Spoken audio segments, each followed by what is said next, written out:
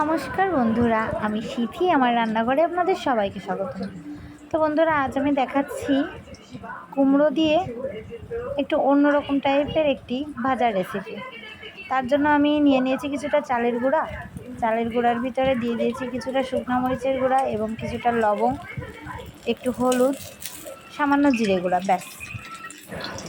এরপরে মুচমুচে করে কড়াইয়ে তেল দিয়ে ভেজে নিলেই হয়ে যাবে আমার দুর্দান্ত স্বাদের কুমড়ো ভাজির একটা অন্যরকম রেসিপি। তো বন্ধুরা, এটুকুই, আপনারা সবাই একবার চেষ্টা করে দেখবেন এভাবে রান্না করে খাওয়ার জন্য। এটা কিন্তু সকাল বা বিকেলের নাস্তায় একটা অন্যরকম স্বাদের একদম ক্রিস্পি একটা রেসিপি। আর অনেক মুচমুচে হয়, দেখুন, আর অনেক মজা লাগে খেতে, একদম মিষ্টি মিষ্টি একটা নোনতা ঝাল ভাব। রেসিপিটা আসলে আমি ফার্স্ট করলাম, কিন্তু আমার কাছে অনেক অনেক মজা লেগেছে। এটা আপনি পাউরুটির সঙ্গে খেতে পারবেন বা শুধু শুধুও খেতে পারবেন। একটা তেলেভাজা বলতে পারেন। আমরা তো আলু, তারপরে আরও বিভিন্ন রকম তেলেভাজা করে খেয়ে থাকি।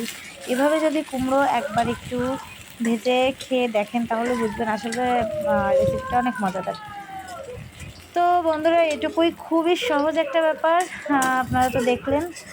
আর দেখুন, যদি ভালো লাগে তাহলে অবশ্যই একবার করে খেয়ে দেখবেন, অনুরোধ রইল। আর আমার চ্যানেলটিকে যদি ভালো লাগে, ভিডিওগুলো যদি ভালো লাগে, তাহলে চ্যানেলটিকে সাবস্ক্রাইব করে লাইক, কমেন্ট, শেয়ার করে পাশে থাকবেন।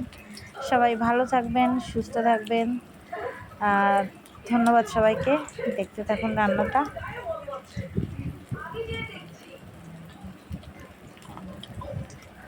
তো বন্ধুরা, আমি 2-3 বার করে ভেজে নিয়েছি। এই যে প্রথমবার ভেজেছিলাম 4 পিস।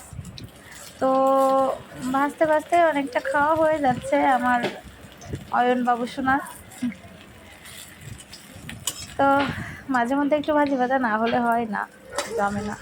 আর এই ভাজিটা কিন্তু একটু লাল লাল করে, একটু পোড়া পোড়া ভাব করে ভেজে নিলে সবথেকে বেশি মজা লাগে খেতে। আমি আগে একবার ভাজি করেছি, কিন্তু দেখুন, মেলা লাল লাল করে ভাজি করে নিই। লাস্ট খোলাটা আমি লাল লাল করে ভাজি করে নিয়েছি। এটা একটু কম ভাজি আছে, আর এটা একটু বেশি করে ভাজি করে নিচ্ছি।